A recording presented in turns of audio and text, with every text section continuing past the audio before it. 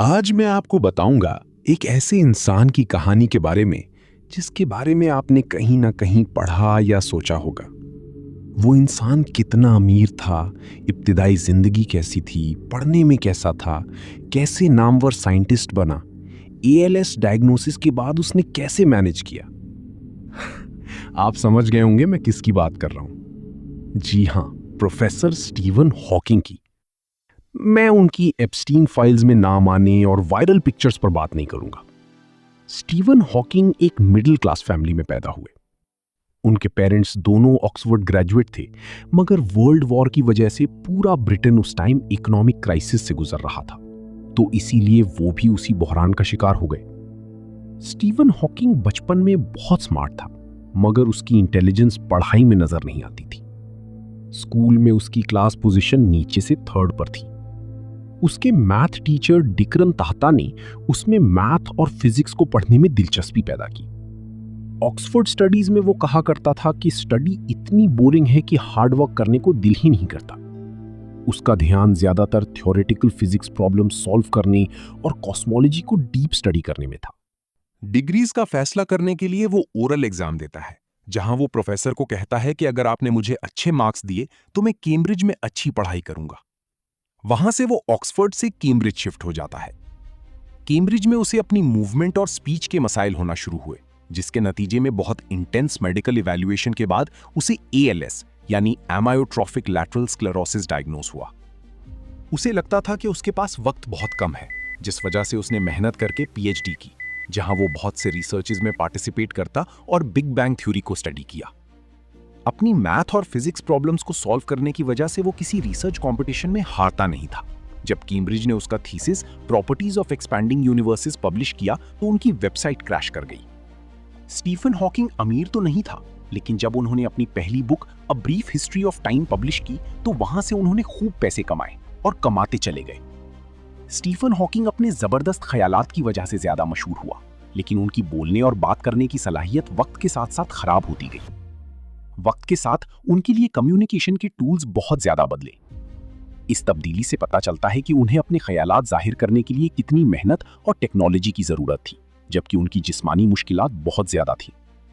Stephen Hawking की बीमारी ALS 1970s में और बुरी हो गई। उनकी आवाज समझना मुश्किल हो गई।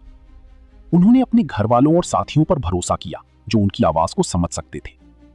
जब वो बिल्कुल साफ नहीं बोल सकते थे तो उन्होंने एक धीमी तरीका अपनाया, जिसमें कोई शख्स एक कार्ड पर हरूफ की तरफ इशारा करता था और हॉकिंग अपनी भौहें उठाकर अपनी पसंद बताते थे। ये तरीका पेचीदा साइंटिफिक गुफ्तगू के लिए काम का नहीं था। 1985 में स्टीफन हॉकिंग ने अपनी कुदरती बोलने की सलाहियत खो दी, क्योंकि उन्हें निमोनिया नाम की एक सख्त बीमारी हो गई। सांस लेने में मदद के लिए डॉक्टर्स ने ट्रैकियोटमी नाम का एक ऑपरेशन किया, जिसकी वजह से उनके लिए अपनी आवाज से बोलना नामुमकिन हो गया। 1986 में उन्होंने कम्युनिकेट करने के लिए इक्वलाइजर नाम का एक सॉफ्टवेयर इस्तेमाल करना शुरू किया। ये सॉफ्टवेयर वॉल्टर वॉल्टॉस ने एएलएस जैसे लोगों की मदद के लिए बनाया था, जैसे कि हॉकिंग, जो एक छोटे डिवाइस को अपने अंगूठे से कंट्रोल करके कम्युनिकेट कर सकते थे। पहले इक्वलाइजर सॉफ्टवेयर को काम करने के लिए एक बड़ा स्टैंडर्ड डेस्कटॉप कंप्यूटर चाहिए होता था। इसमें डेनिस क्लैट ने एमआईटी में जो एल्गोरिथम्स बनाए थे वो इस्तेमाल हुए, ताकि इंसानी आवाज की नकल की जा सके। हॉकिंग ने जो आवाज चुनी, जिसे परफेक्ट पॉल कहा जाता था, वो क्लैट की अपनी आवाज पर बेस थी और उसमें अमेरिकन लहजा था। ये आवाज हॉकिंग की पहचान का एक अहम हिस्सा बन गई और उन्होंने इसे तब भी रखने का फैसला किया जब ज्यादा कुदरती लगने वाली आवाजें मौजूद थीं। 1997 में स्टीवन हॉकिंग की मुलाकात गॉर्डन मोर से हुई, जो इंटेल के को-फाउंडर हैं। मोर ने देखा कि हॉकिंग का पुराना कम्युनिकेशन सिस्टम पुराना हो चुका है और इंटेल की मदद की पेशकश की। इंटेल के इंजीनियर्स ने हॉकिंग के साथ मिलकर बेहतर टेक्नोलॉजी बनाई, उनकी जरूरतों को एक अहम प्रोजेक्ट की तरह ट्रीट किया। उन्होंने कम्युनिकेट करने के नए तरीके आजमाए, जैसे कि आई ट्रैकिंग और ब्रेन वेव रीडिंग, लेकिन ये ठीक से काम नहीं किए। इसलिए उन्होंने उस सॉफ्टवेयर को बेहतर करने पर ध्यान दिया जो उनके गाल की मसल की हरकतात से कम्युनिकेट करता था। इंटेल ने स्टीवन हॉकिंग के लिए assistive context aware tool kit यानी एकैट नाम का एक खास सॉफ्टवेयर बनाया। ये सॉफ्टवेयर सिर्फ टेक्स्ट को स्पीच में तब्दील करने के लिए नहीं था, ये एक मुकम्मल सिस्टम था जो उन्हें अपने कंप्यूटर से इंटरैक्ट करने में मदद करता था। सबसे अहम खासियत स्विफ्ट की के साथ मिलकर बनाया गया एक स्मार्ट टेक्स्ट प्रिडिक्शन टूल था। इसमें हॉकिंग की लिखाई से सीखा जाता था कि वो क्या कहना चाहते हैं, इसलिए उन्हें हर जुमले का सिर्फ छोटा हिस्सा टाइप करना होता था। इससे कम्युनिकेशन काफी ज्यादा तेज और आसान हो गई।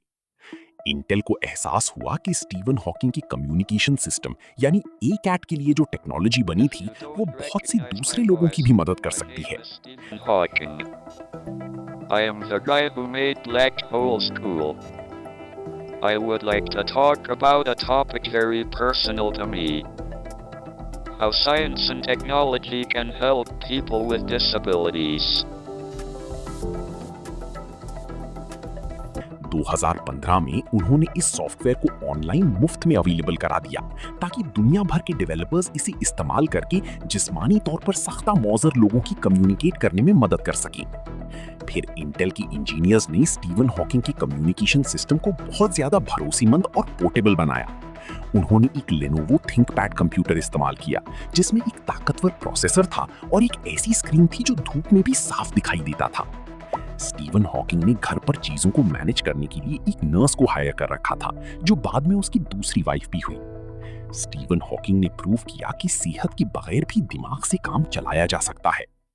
अगर आप ए-कैट सॉफ्टवेयर को ट्राई करना चाहते हैं तो डिस्क्रिप्शन में दिए गए लिंक पर क्लिक करें।